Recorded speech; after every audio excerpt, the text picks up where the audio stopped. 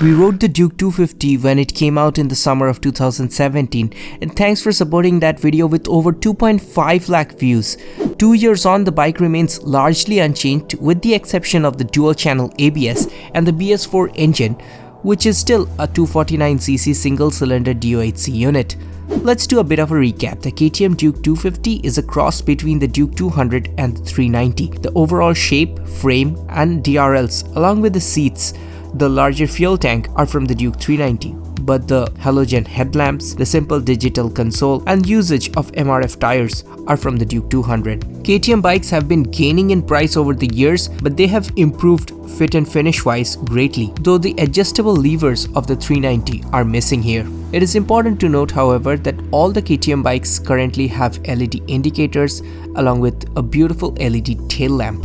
The front gets a 43mm upside down non-adjustable fork which terminates at a 300mm single disc with 4 piston calipers. The rear monoshock is a 10-step preload adjustable with a 230mm disc with twin piston calipers managing the braking on the rear tire. The last time we rode it, it was an extremely flickable motorcycle with wide comfortable seats and more than enough power in the city. But this time we get to test it out on the open roads. So let's take it out there and see how it performs.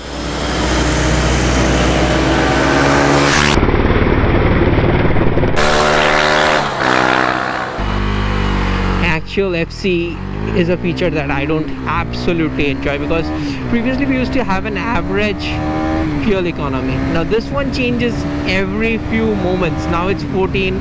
A few minutes ago it was showing 0, then now it's 17, now it's 18. So I don't like actual fuel economy at all. It's a wasted feature.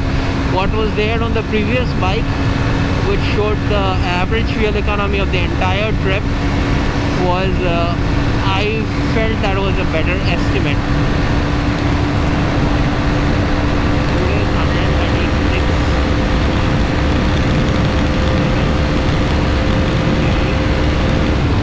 39.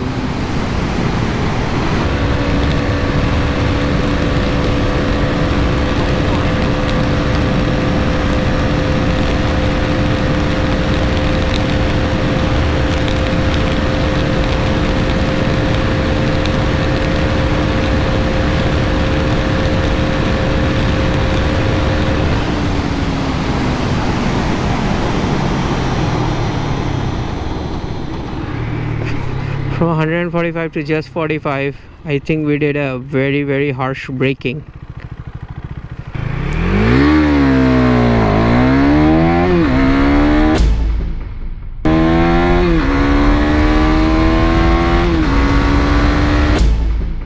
I think this time we did a lot better. So we did some aggressive downshifting, activated the slipper clutch.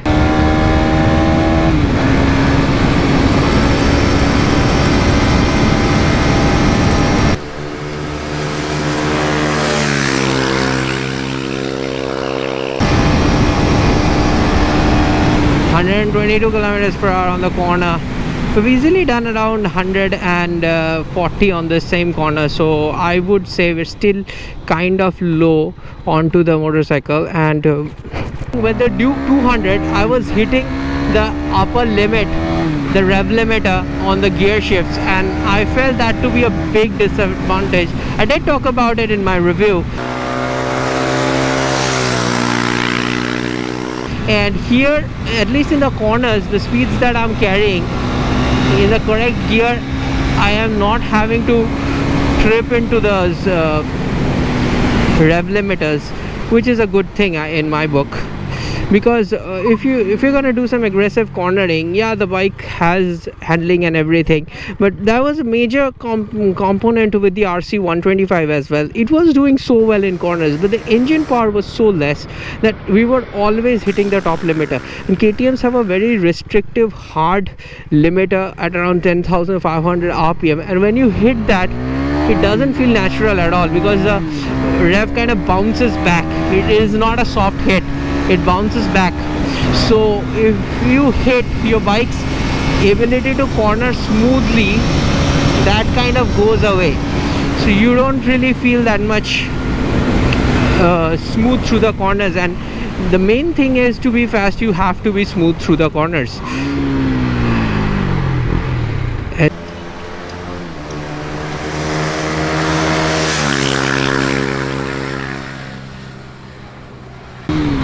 Riding the 2019 KTM Duke 250 ABS version.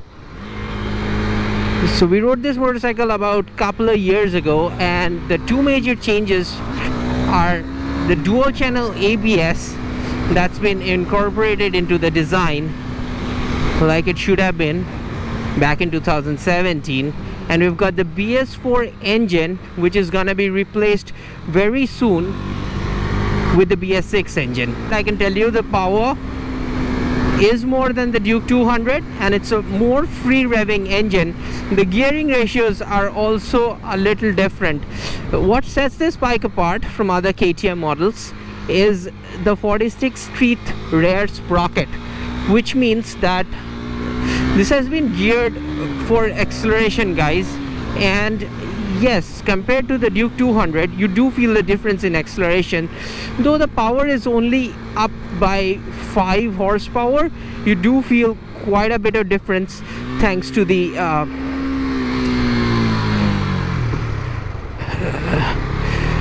46 teeth rear sprocket. Riding experience, the handling, the character is closer to the Duke 390 than to the Duke 200, and that is because it has the same body design, which means the handlebars feel kind of lower because the seat height has been raised, and it's a better front end feel. So that has always been there with the new Duke 390, and the Duke 200 always felt very front light, whereas this one is flickable, at the same time provides a lot more feel up front, which means when I'm pushing through these corners I am feeling a little bit better in handling. So the last time we rode the Duke 250, we were in the absolute city conditions, so it wasn't like we could push that bike too much. But this time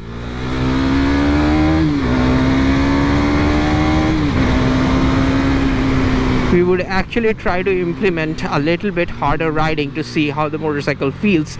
And I can tell you that to most people who ask me whether they should go for a Duke 200 or the 250, if they're on a budget, the 250 is around 2.3 lakhs on road Kolkata, which is significantly higher than the 1.92 lakhs of the Duke 200, around 40,000 rupees of price point difference.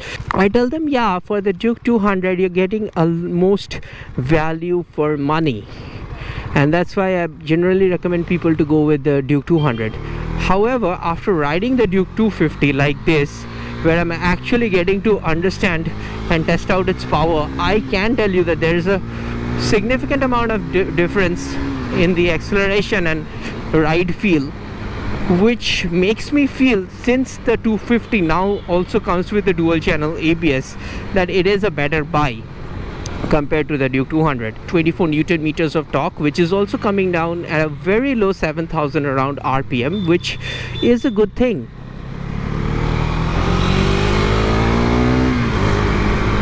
So this motorcycle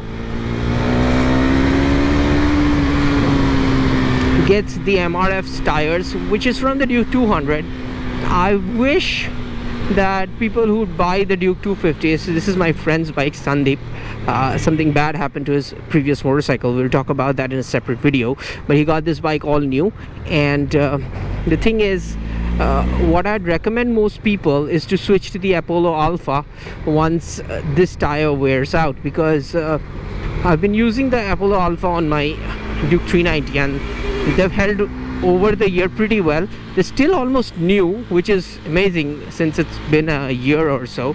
With the Duke 200 I was always banging up the gears and hitting the rev limiter, and with this bike I feel I have more room to play with, which I don't know if just the gearing ratios or what, but seems like it's been designed a little differently since it has more power and the acceleration is taken more by the sprocket than the Duke 200, which uses the high acceleration by means of a very short gear ratio.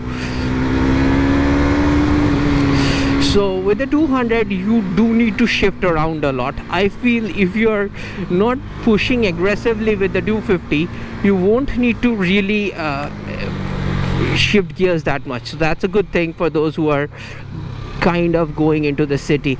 Now weight wise, it does weigh a little bit more than the 200, but like all KTM bikes, the trellis frame, it kind of makes the frame so rigid that you feel the bike weighs lighter than it actually is, which means once you are on the get-go, you won't really feel that this is a heavy motorcycle, though it is, I guess, about 15 kgs heavier than the Duke 200.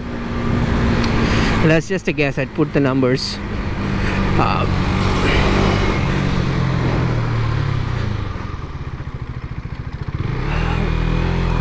Tested out the braking a little bit there, and I know about KTM bikes, they are always gonna deliver on the braking department. Now this has the 300mm disc up front, 230 at the rear, and 4 piston calipers up front. Like, that's what I like about the KTMs. I feel that braking configuration gives the bike so much stopping power that you can go late on the braking and you know this bike will stop. A lot of people talk about KTMs not being safe, and that's something I don't really ever believe, because a motorcycle which has great handling and great braking, if it's faster, then you're crashing because you're going fast and you're pushing your limits. But if you're going on the same speed level, like you're doing 80 kilometers per hour on the highway on this bike compared to any other bike in this segment, this bike is safer because this will stop quicker. You can do better evasive maneuvers, like for example, I can weave through traffic.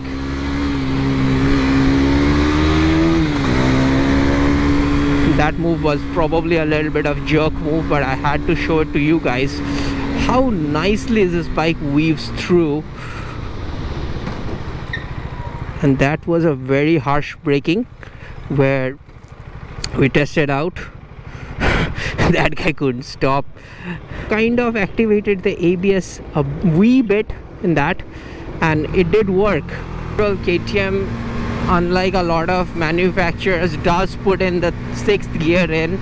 We've been asking for it on the FZ25 forever, and they seem to be ignoring our requests. But this one does get a 6-speed gearbox. Even their 125s come with a 6-speed gearbox, so who am I kidding? I feel on the highway the 6th gear gives you a lot more fuel efficiency and a lower RPM on cruising, whereas in the city having the 6th gear is not necessary, but that means your gearing ratios can be designed better.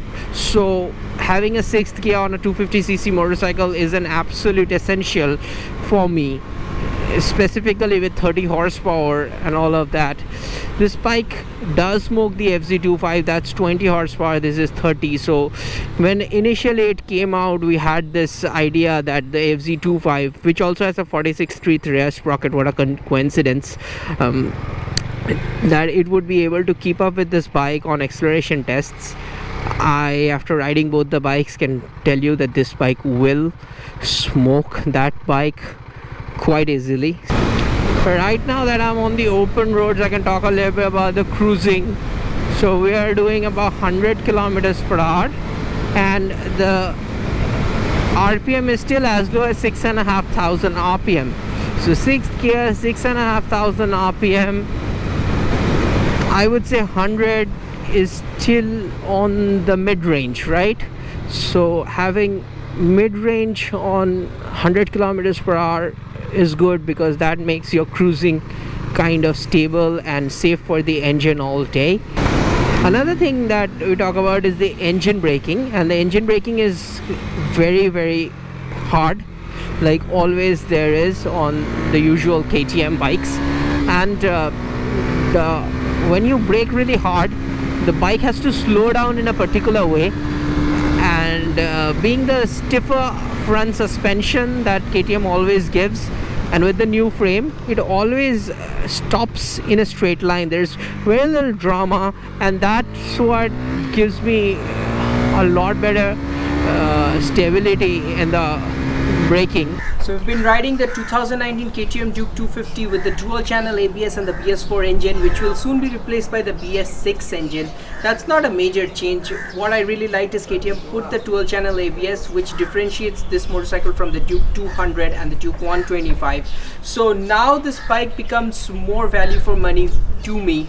The 2.3 lakh price point is also right in the between of the Duke 200, which comes at around 1.9 lakhs, and the Duke 390, which comes around 3 lakhs. I'm talking about on-road prices here because that's what you guys want to know. Bike has a really aggressive sport riding feel for the bottom half because it has got rear-set foot pegs, but the upper body is more of a relaxed. So on the touring front, I really like that kind of sitting posture. The front end feel and cornering has improved. The bigger fuel tank also means that this bike has phenomenal range on the highway.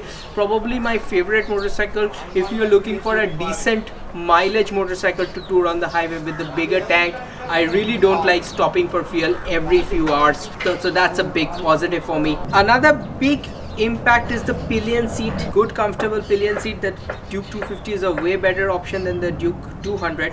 Also the rider seat is wider because it's from the 390, the same kind of detailing, softer cushions, so you're gonna enjoy that on the longer tours. When it initially came out, didn't have the ABS, couldn't recommend it for touring.